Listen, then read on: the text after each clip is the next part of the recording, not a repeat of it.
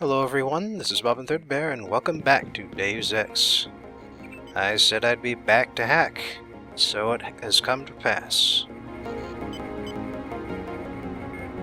And it still takes quite a while.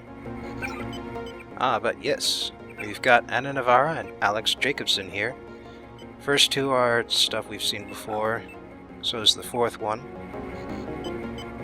And I believe that Manderly thing is the same too, so the only new one we saw was dinosaurs. Anyhow, cut out another pointless hacking cooldown period. Now we get to see Jacobson. He's sent himself a locker code, but he also managed to get everybody's passwords into a single email. You'd expect the IT guy to be better at net security than that. Well, that was a close one. I mean, Manderly deleted his copy of that email. Well, on the plus side, it means I was able to write down all the names. I won't have to worry about that anymore. Alright, let's go. The terrorists are in a fighting retreat. A few have barricaded themselves inside Castle Clinton. Lead the way. Our orders are to locate a barrel of ambrosia they are hiding inside. I will give you a schematic of the barrel, but first we will exterminate the NSF terrorists. Exterminate? A precious opportunity we cannot neglect. What about the rest of the shipment? That is your brother's assignment. You will take the subway to meet him in Hill's Kitchen. But first, we should deal with Castle Clinton. Are we going in the front, or is there another way? A secondary entrance would be useful, but I am aware of no such thing. Well, luckily I'm aware of such a thing, but that'll have to wait. First, I forgot to check the images last time, and I can at least show you the ambrosia flyer now. Kind of odd that it's not organic. Anyway, first things first, which is to dive off the pier and get these two boxes right in front of me. So, welcome to Manhattan, the island that everyone confuses with being the entirety of New York City, much like how people confuse England as being the entirety of the United Kingdom. Nothing over this way, so I'll just clip through the blades and up we go. I'm starving. Do you have anything to eat? Well, fortunately, I happened to grab a few candy bars. All I have is a candy bar. Don't matter. I just need something in my stomach so I can fall asleep. Here you go. Do you have a place to stay? I sleep out on the dock where they unload the speedboats. Speedboats? Is that how the NSF get their supplies? I don't know. They're always coming in and out of the tunnel behind the soda machine. Interesting.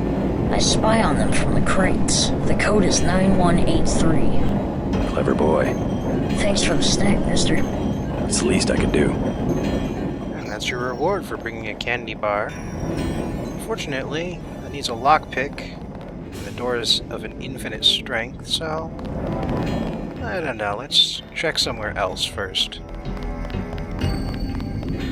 There's Castle Clinton itself. I did a little research before starting this up. Look at that. Don't have nobody at the side entrance. NSF could just walk away. Okay. Anyway, the real Castle Clinton is not hexagonal in shape, and I don't believe that those buildings are exactly what you'd see if you were standing next to Castle Clinton on the actual Manhattan Island. Oh, you know something else that's interesting? Is that Castle Clinton was initially on an island all of its own. But yeah, it's connected to Manhattan now because of a landfill. But actually, no battery has ever stood on the land which is now Battery Park. Here we are. The second most memorable monument in Battery Park. Somebody kill me. Anybody?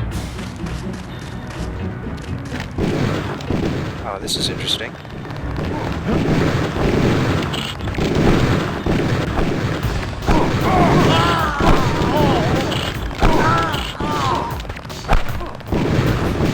Unfortunately, I ran too fast to be too useful here.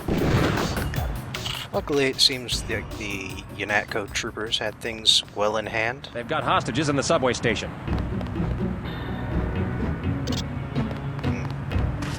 Guess he ran out of ammunition. I think I'll do this the quiet way. There are civilians around here. Wouldn't want to disrupt their lives too much. Candy bar, the lockpick, and just to be safe... Huh? Yep. Multi-tool. This is why you gotta be careful with these darkened areas like this. We lost some of our men. Nothing hidden around here, except for a few soda bottles. Oh, another one.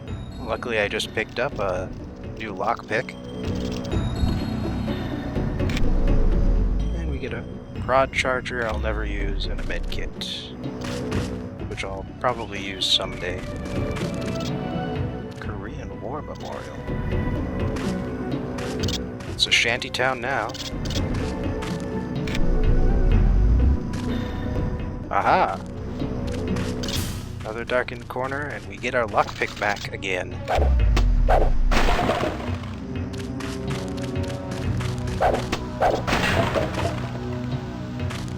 I just picked up ammo for the shotgun and for the assault rifle. Haven't found a copy of the assault rifle yet, but that'll be coming up before too long. Looks like this is the last shanty. Looks like it's got a secret way into the subway.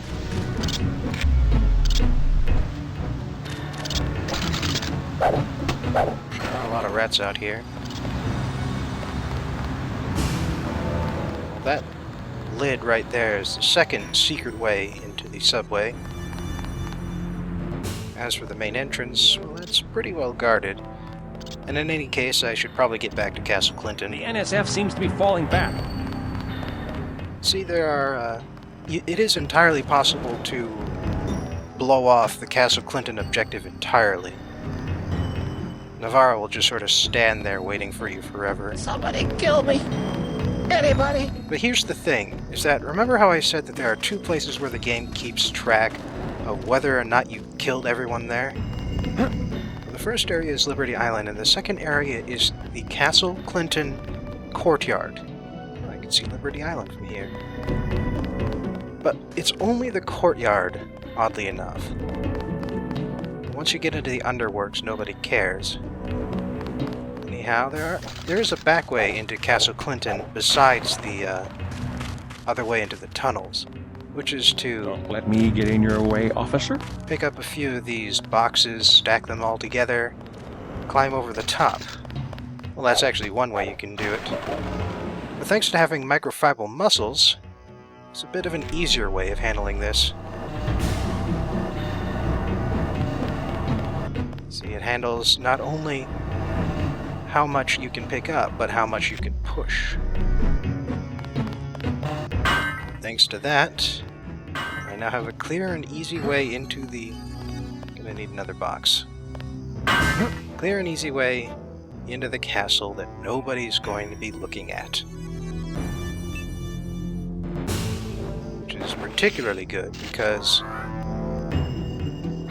Anna Navarre is going to start shooting pretty much as soon as I get in there. And once that happens, well, it doesn't matter how these guys die. If too many of them die, it counts against me.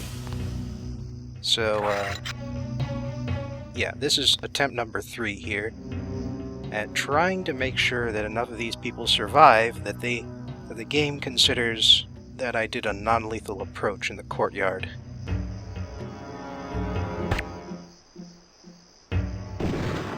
Luckily, they're not getting Navarro's attention yet. So if I can just fill enough of these guys with tranks, I'll be in good condition. I'm hit. Took some damage thanks to all of that, but that's not what's important here. Alright, now let's check the bodies. Conscious 1, Conscious 2. That's good. Conscious 3. What I need is 4 unconscious out of 5, so 4 and 5. Lucky me. I believe in the unpatched game you needed all 5 of them to be unconscious, but the patch gives you the leeway of 1 dead. Anyhow, you won't know that you've succeeded until you've secured the ambrosia, and then Anna either is disappointed with you or loves the work you did. Whether or not you did any of the work, oddly enough. You a cop? UNATCO agent. How does a little boy get mixed up with the NSF? I just wanted to find some food, but they didn't have any. And then they started shooting at the police. Got some? I think he'll accept the candy bar, but... You can have this soy food. You're cool. Glad I could help. Hey, I bet I can help you. Yeah? The soldiers have secret tunnels. They take boxes into the tunnel under the fort, but they never bring them back out. What kind of boxes? Steel. Big ones. Thanks. Maybe I'll check that out. Kinda weird how there's a kid who manages to see both sides of the secret tunnels here. Thanks, mister.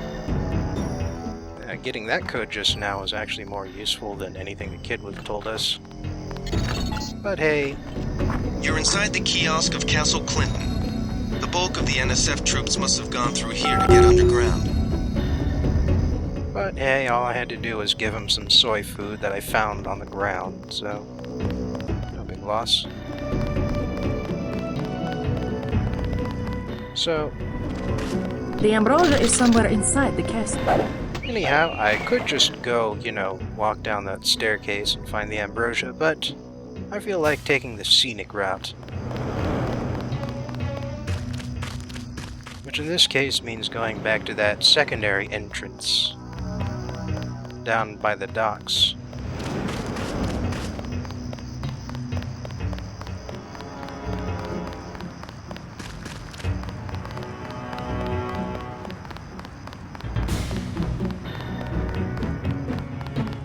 Whose idea it was to create giant stone slabs with the dead of everyone who died on the Allies' side in the Atlantic Campaign, World War II. Kid, that was probably a good idea. See, the box with the keypad in it is invulnerable, but the soda machine itself is not. Interesting, huh?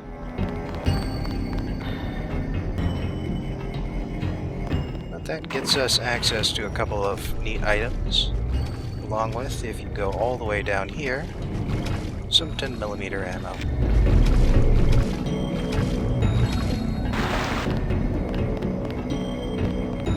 Now we get to go into the tunnels proper. So it's about time I pull out the stealth pistol again. The thing about the stealth pistol is that even with a headshot, it rarely kills in one hit. It'll kill in two, though.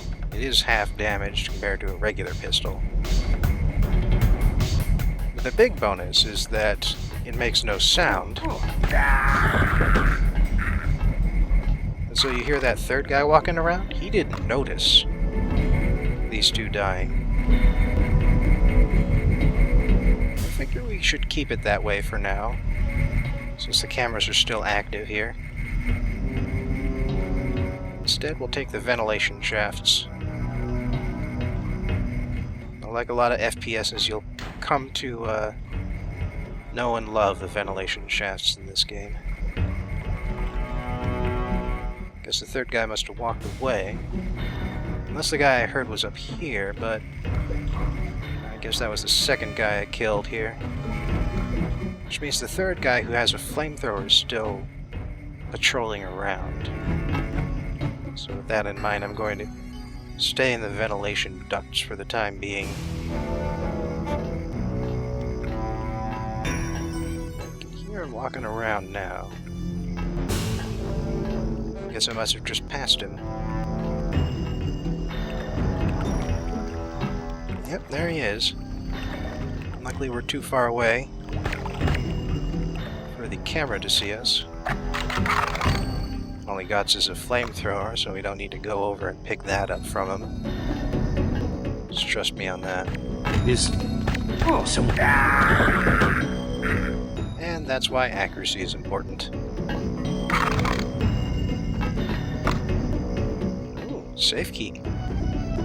Sounds like that'll be valuable. I think this is the guy who also patrols around here, but there's this camera over here, so I can't loot this area quite yet.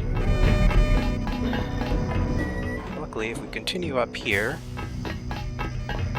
well, first of all, we can see circled around back into Castle Clinton. But second of all, there's this other door down here. I could lockpick this, but there's definitely no key for it, otherwise the lockpick would try in vain to open it. There are other methods of opening doors, of course. Plus, it opened the safe as a twofer.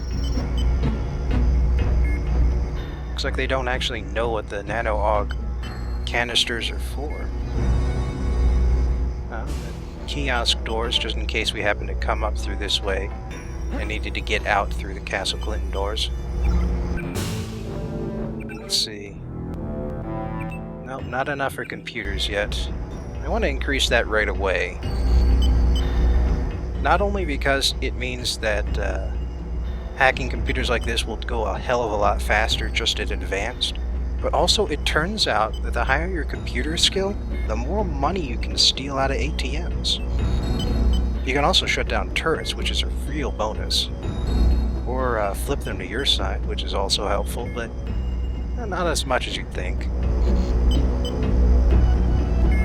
Definitely could use the time bonus, though.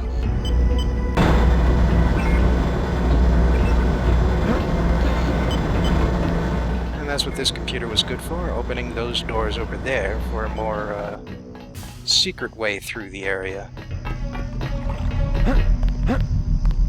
Don't break that box first, otherwise you might miss that electric cell. And hey, we got some rockets back, despite using one or two. Objective complete. Agent Navarre will describe your next assignment and stay behind to protect the Ambrosia. Look for her out front. By the way, the opening the doors is completely unnecessary, as it turns out, because they only end at the edge of the water, and you can just swim under them if they're closed. I don't really get it. Still, we can go up here, straight up here, go talk to Anna Navarre.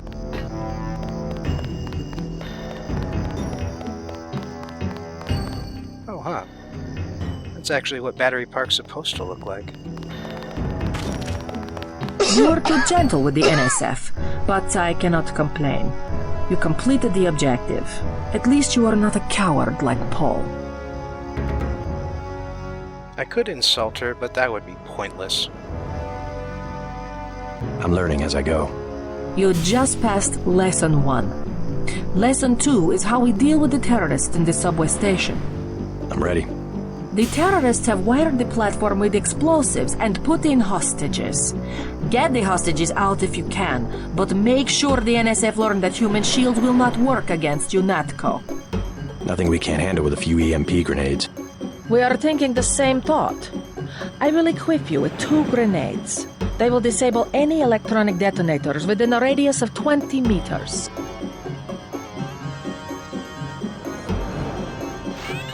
Now, there are actually 4 different ways that you can resolve the hostage crisis in the subway. Number 1, the objective you're supposed to go with is kill all the terrorists, let the hostages go. Option 2 is kill everybody. There's plenty of TNT crates down there, and if you hit one, everything goes They've got up. hostages in the subway station. Number 3, though, is sneaking past all of the terrorists and rescuing the hostages and then getting out without harming any of them. And then option 4 is sneak past the terrorists and the hostages and just get the hell out yourself. Actually, that last one's kind of funny, because when you see Paul Denton later, he goes, "Dude, what the hell? What are you even doing here? You should be rescuing the hostages. Come on, man." Anyhow, that's the second subway entrance that's in the shanties.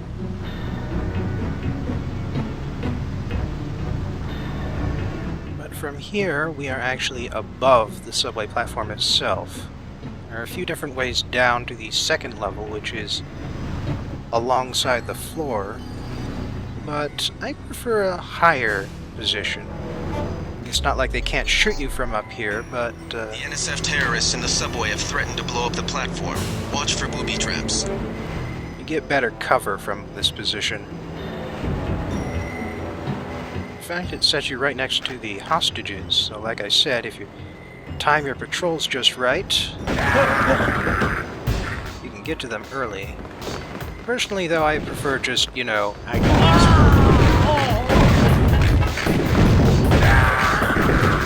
taking out the guy with the flamethrower first.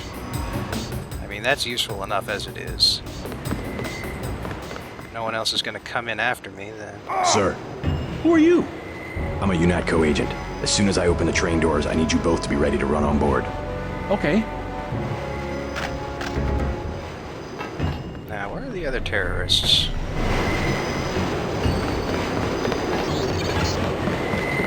Good work. The hostages will be alright. Now take the train to Hell's Kitchen and report to your brother. Now, there's one of them. I guess they're kind of bugging out because they did enough damage that they've gone into retreat mode. And I don't mean bugging out like programming bug. The running away is intentional. Two guys who were up there weren't in retreat mode, though. But it didn't terribly matter. And I just switched to the stealth pistol there because, well, sniper rifle ammo is always at a premium. And I suppose I have to show off the flamethrower. First, I should probably find out that last NSF terrorist is. Because he was just kind of standing there. Mostly injured, which is why he was running away, but... well, anyway. Checking around here for a few more supplies, but yeah, here's the flamethrower. And that's as much good as 3 units of flame does for you. It is not terribly useful. Even as an anti-personnel weapon, which is what it's designed for. I mean, it's useful enough against you, but that's true about a lot of weapons. Some are more useful attacking the player than being used by the player. Well, looks like that's everybody. And everything. So let's show off what an EMP grenade can do. Against tripwires like this, it shorts them out for a limited period of time. They're completely harmless despite flickering in and out like that. You can cross them whenever, but it doesn't last forever. Eventually they go back up and, in this case, trigger the TNT crates to explode, so since there's no one left alive down there, I figure we'll take care of that dangerous situation. Looks like that's it for Battery Park now. So let's get my leg back up. And I will see you in Hell's Kitchen. Damn, still don't have enough for computers. But now it's time to delve into another corner, Philosophy Corner, where we take a look at the ideas and philosophers who had a significant impact on the concepts behind Deus Ex's plot. For this segment, we're going back to the intro, for this particular line spoken by Bob Page. We've had to endure much, you and I, but soon there will be order again. A new age. Aquinas spoke of the mythical city on the hill. Soon that city will be a reality, and we will be crowned its kings. Not better than kings, gods. Clarification. Before I begin talking about Thomas Aquinas himself, I'd first like to mention that so far as I've been able to determine, the man actually had little to say about cities on hills himself. In fact, the top results on Google that try and link the two all point back to Deus Ex. Instead, the city on the hill is something from the Sermon on the Mount in the Gospel of Matthew. Here's the passage. You, which is to say Jesus' disciples, are the light of the world. A city located on a hill cannot be hidden. People do not light a lamp and put it under a basket, but on a lampstand, and it gives light to all in the house. In the same way, let your light shine before people, so that they can see your good deeds, and give honor to your Father in heaven. The way Jesus' parable entered a more modern context is actually through Governor John Winthrop, who used it to describe how the Puritans of Boston would be held up as an example for the world, since it was the first colony formed on religious grounds. Here's a quote from his speech. "We shall find that the God of Israel is among us, when 10 of us shall be able to resist 1,000 of our enemies. When he shall make us a praise and glory, that men shall say of succeeding plantations, may the Lord make it like that of New England. For we must consider that we shall be as a city upon a hill. The eyes of all people are upon us, so that if we shall deal falsely with our God in this work we have undertaken, and so cause him to withdraw his present help from us, we shall be made a story and a byword through the world. We shall open the mouths of enemies to speak evil of the ways of God, and all professors for God's sake. We shall shame the faces of many of God's worthy servants, and cause their prayers to be turned into curses upon us, till we be consumed out of the good land whither we are going." The Puritan zealotry may have faded from New England, but the idea of American exceptionalism saw a return in the 20th century. Presidents John F. Kennedy and Ronald Reagan both used the term to describe America as a whole, the old beacon of democracy standing to protect the Western world from Soviet Russia. Considering the transition in meaning from do right because everyone will be watching you to nationalist idealism, I can see how Bob Page would take the meaning further to platonically ideal society over which I get to be God King. What I don't get, though, is why he'd attribute it to St. Thomas Aquinas. The philosophy. St. Thomas Aquinas was a Dominican monk who lived in Italy in the 13th century, which is considered the last part of the Middle Ages, before the Renaissance officially began. He spent his life as a biblical scholar and a teacher, and although his works were sometimes considered controversial during his lifetime, they are now the official basis of Catholic theology. Thomas's life's work was essentially to combine Catholic dogma, Augustine in particular, with Greek philosophy. The works of Plato and Aristotle were only just returning to Europe at this point, including such ideas as Socratic arguments and the scientific method.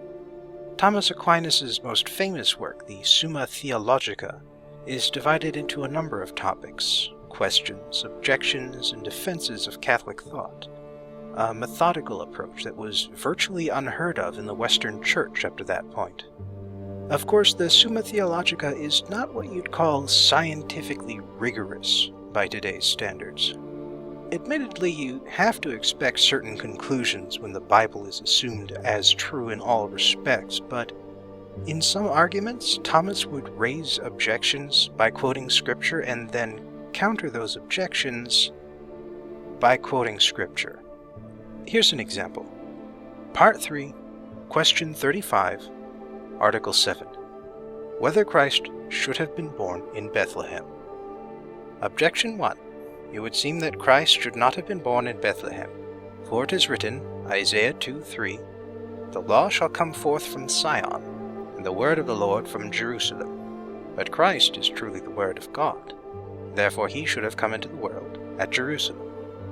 Objection 2. Further, it is said, Matthew 2:23, that it is written of Christ that he shall be called a Nazarene, which is taken from Isaiah 11:1. A flower shall rise up out of his root, for Nazareth is interpreted as a flower. But a man is named especially from the place of his birth. Therefore it seems that he should have been born in Nazareth, where also he was conceived and brought up. On the contrary, it is written, Micah 5:2, And thou, Bethlehem Ephratah, out of thee shall he come forth unto me, that is to be the ruler in Israel. Thomas had a lot to say about pretty much everything. God, Christ, humanity, morality. I don't have the time or space available to go through a comprehensive list, unfortunately, but I can go through a few highlights. For example, Aquinas has an answer to the old question, if God created everything, why did he create evil? The answer is twofold. First, the evils found in nature aren't evils exactly, but rather imperfections in the goodness of individual entities placed there for the sake of the greater goodness of the entire natural world. For instance, you could say that it's an evil that all living things on earth must die, but this is true only so that other living things may survive and take their place. As for the second part, evil exists in humanity because we have been granted free will, and we have the choice to go against our common sense and our creator-imbued goodness in order to commit evil acts. More pertinently to Deus Ex, Thomas also had a number of things to say about human laws.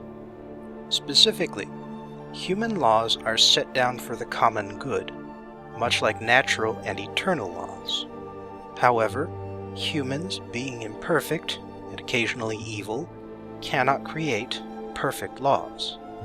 Instead, those laws we can create are those best made under the authority of the community the laws govern, or else by an individual responsible for the community's care, and not even priests nor sovereigns should be considered above the laws so created.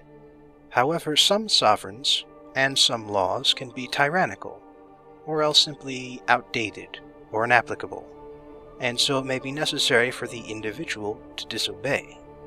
On the whole, though, we should follow the laws which were set forth for us by those with the community's best interests in mind.